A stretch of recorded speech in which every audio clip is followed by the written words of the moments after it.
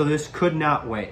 Right now, there are plans by the state to bulldoze hundreds of acres of Florida land in the state parks to build golf courses, lodges, disc golf, pickleball courts, and other amenities.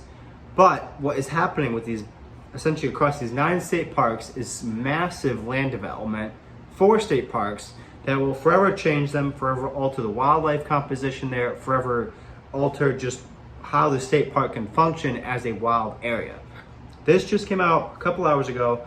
I would check out the Florida Springs Council on Instagram, their last post about it, and the Tampa Bay Times has an article, Are Changes Coming to Florida State Park System?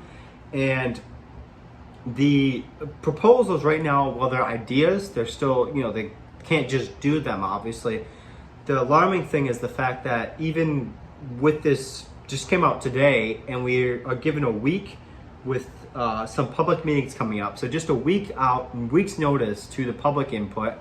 And we don't know exactly how much power is behind this, but what we do know is hundreds of acres could be at stake here. What is most likely happening, based on experience in state government, is these private investors, wherever they are, or politicians that are, they're in bed with each other, they're gonna overshoot these proposals because yes, maybe you could argue they're good. They'll bring more people to state parks. They'll spur more recreational interest, all that stuff. The problem is though, whether they know this or not, is you can't just take hundreds of acres out of these state parks and expect it to be okay, expect that state park to be fine, when the whole idea of these areas is to literally primarily function as a place for wildlife, and then secondarily, a place for people to go enjoy that wildlife. That does not mean go and bulldoze hundreds of acres for a golf course. It's a great sport, you can like it, you can have fun, or you don't even like it at all.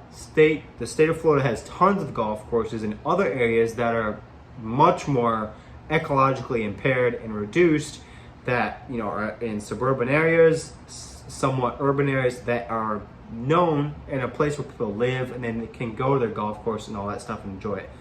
So, had to get this out there. The alarming news that the fact that there's just look at this list of stuff. It's just the idea, this sounds like great ideas for places that are already developed. This sounds like great ideas for places that are like subdivisions, or places that are, places like at Disney or Universal, adding a golf course, add lodging, whatever. This is literally a state park. You can't just do that same thing at an area where literally, and this is why it's more important, is the fact that Florida has more people coming to it. I expect that population will see a severe dynamic change in the next 4 years based on the population buildup and what it's consisted of. So people are trying to capitalize on that explosion and make more money. The problem is, literally in Florida, these state parks are, quote, the real Florida. That's what their slogans are. Literally the last refuge for a place of wildlife.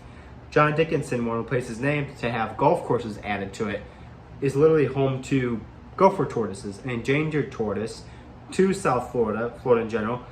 And literally that's their home. That's one of the few areas they have to live. This isn't like, you're in Orlando or you're in Tampa and it's already built up right in the urban area and we're gonna add something to it. No, this is wild area, building into that, a big problem.